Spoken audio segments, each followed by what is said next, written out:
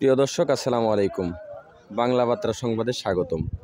সংবাদ উপস্থাপন করছি বাংলা বার্তা টিভির সিইও নাজমুল হাসান। আপনারা দেখছেন বাংলা বার্তা টিভি।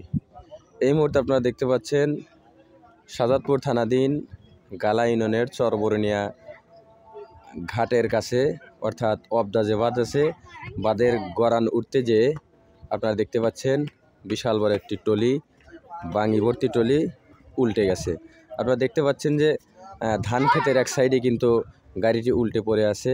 এই গাড়িটি কিন্তু বাঙি নিয়ে বাঁধের গড়ান উঠতেছিল, কিন্তু উঠতে যেয়ে ভুলবশত গাড়িটি কিন্তু আপনারা দেখতে পাচ্ছেন ধান ক্ষেতের পাশেই উল্টে যায় এবং সমস্ত বাঙি কিন্তু এই ধান ক্ষেতের আশপাশে পড়ে যায়। আপনারা দেখতে পাচ্ছেন, যদিও গাড়িটি উল্টে গেছে, উল্টে যাওয়ার পরেও কিন্তু এই গাড়ি থেকে কোনো মানুষের কোনো ক্ষয়ক্ষতি হয়নি, কোনো মানুষ ক্ষয়ক্ষতি হয়নি, অর্থাৎ গাড়িটি শুধু উল্টে আছে।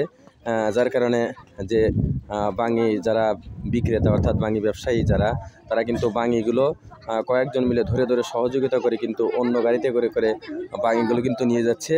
গাড়িটি কিন্তু একেবারে উল্টে আছে, অর্থাৎ আপনারা দেখতে পাচ্ছেন চাকা কিন্তু একেবারে উপরে উঠে আছে, গাড়ি একেবারে উল্টে আছে। আর আপনারা দেখতে পাচ্ছেন ব্যাপারী ভাইরা সহ, ড্রাইভার সহ কিন্তু আপনারা দেখতে পাচ্ছেন গাড়ি কিন্তু গাড়ি থেকে বাঙি কিন্তু সুন্দর করে কিন্তু নামাচ্ছে।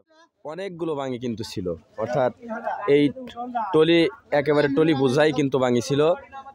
এই টলি বোঝাই বাঙি কিন্তু আপনারা দেখতে পাচ্ছেন ধান ক্ষেতের মধ্যে অনেক বাঙি কিন্তু পড়ে গেছে, আর গাড়ি কিন্তু একেবারে উল্টে আছে। আর ড্রাইভার ভাই যিনি ছিলেন, আমার যতটুকু এখানে এসে তথ্য পেলাম যে ড্রাইভারের কিন্তু কোনো ক্ষয়ক্ষতি হয়নি, গাড়ি শুধু উল্টে আছে, গাড়িও ওইরকমভাবে ক্ষয়ক্ষতি হয়নি। কিন্তু সমস্ত বাঙি কিন্তু আপনারা দেখতে পাচ্ছেন বাঙির একেবারে স্তূপ পড়ে কিন্তু আছে এখানে।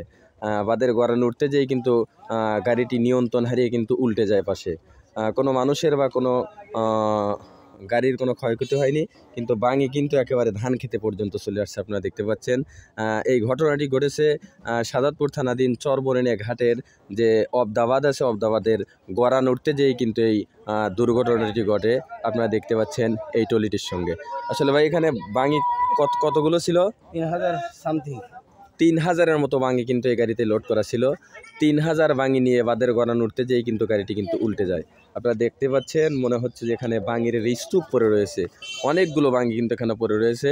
আপনারা দেখতে পাচ্ছেন ব্যাপারে ভাই সহ এলাকার লোকজন যারা আছে, তারা কয়েকজন মিলে কিন্তু বাঙিগুলো অন্য গাড়িতে করে বাঙিগুলো কিন্তু আপনারা দেখতে পাচ্ছেন তাদের গন্তব্যে নিয়ে যাওয়ার চেষ্টা করছে।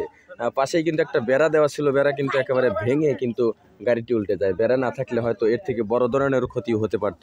বেড়ার কারণে হয়তো বা ঘটনাটি অল্পের পার ঘটেছে।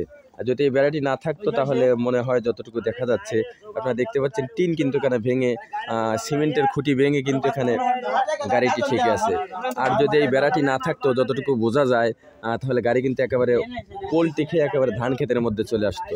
সম্মানিত দর্শক, আপনারা যারা এই ভিডিওটি দেখছেন, আপনারা অতি তাড়াতাড়ি করে শেয়ার করে আপনারা সবাইকে দেখার সুযোগ করে দেন এবং ড্রাইভার ভাইদেরকে সতর্ক হওয়ার জন্য আপনার এই ভিডিওটি সারা বাংলাদেশে ছড়িয়ে দেন। আপনারা দেখতে পাচ্ছেন গাড়িটি কিন্তু একেবারে উল্টে গেছে বাঙ্গি সহ।